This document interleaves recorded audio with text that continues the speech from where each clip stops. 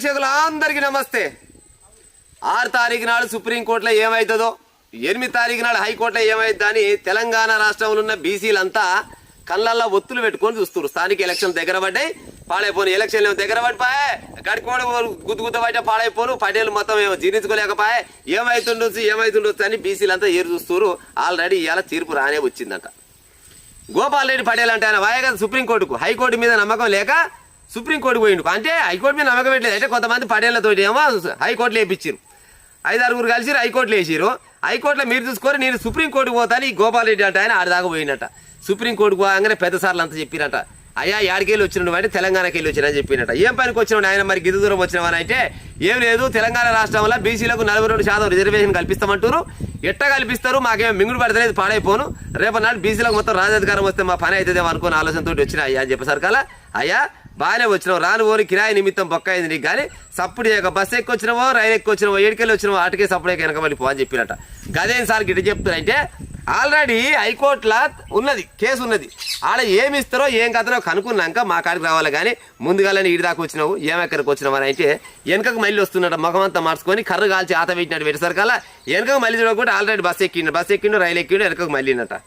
అవునా పటేళ్ళు, మీకు తెలంగాణ రాష్ట్ర రాజకీయాలలో ఎంత మజా ఉందనేది బాగా పసిగట్టిరులా మీరు. లేకపోతే తెలంగాణ ఈ రాష్ట్ర రాజకీయాలలో మజా లేనిది ఏమెక్కడికి వేస్తారు చెప్పురు మీరు. ఏళ్ల తరబడి తాతల నాటి నుంచి ఇప్పటిదాకా తెలంగాణ రాష్ట్రంలో ఏ ఒక్క బీసీ కూడా ముఖ్యమంత్రి కాకపాయే. రెడ్డోళ్ళు ఉంటిరి, కమ్మోళ్ళు ఉంటిరి, ఎలమోళ్ళు ఉంటిరి, మొత్తం నాయుళ్ళు ఉంటిరి, మొత్తం మీరే ఉంటిరి. ఏ ఒక్క ముఖ్యమంత్రి అయినా అయిందా బీసీ? రాక ఛాన్స్ వస్తుంది. అది కూడా ఎట్టొస్తుంది?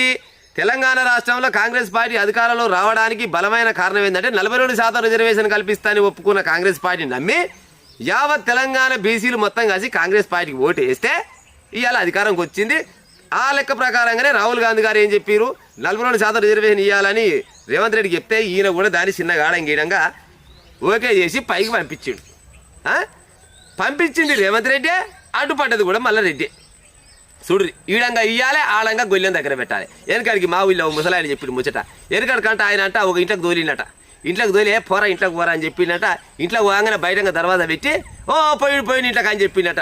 పంపించేది ఆనంతే, గొల్లెం పెట్టేది ఆనంతే. గొయ్యిల ముచ్చట కూడా గట్టినే ఉన్నది. పటేళ్ళు మీకు ఏం మింగుడు పడతలేదు చెప్పురి. మేము ముఖ్యమంత్రి పదవి అడిగినామా, ప్రధానమంత్రి పదవి అడిగినామా? కావాల్సింది ఏంది, తెలంగాణ రాష్ట్రంలో 42% రిజర్వేషన్ కనుక వస్తే సర్పంచ్లు అవుతారు, ఎంపీటీసీలు అవుతారు, జడ్పీటీసీలు అవుతారు, ఎంపీపీలు అవుతారు, జడ్పీ చైర్మన్లు అవుతారు, వార్డు మెంబర్లు అవుతారు. జర్రంతా బీసీల బతుకు మారుతుందేమో అనే ఆలోచనతోటి బీసీలు ఉంటే ఎట్ట బాగుపడతారో ఏడంగా బాగుపడతారో అనే దుర్బుద్ధితోటి హైకోర్టులో కేసేస్తారు, సుప్రీంకోర్టులో కేసేస్తారు. పాడైపోను మీరు గింత దరిద్రంగా తలగబడ్డారు అంటే ఇంకా రాజకీయంలో మజా వస్తలేదా పటేలు మీకు? బీసీలు ఎదుగొద్దా?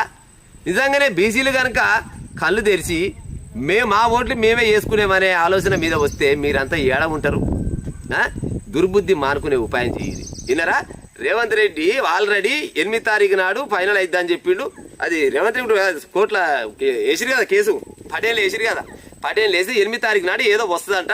8 తారీఖు తర్వాత 9 తారీఖు వరకల్లా పిల్లగానే తెలుస్తుంది. జర అప్పటిదాకా ఓపిక పట్టాలి. ఉత్సాహం తెలియనట్టుంది, పాడైపోరు.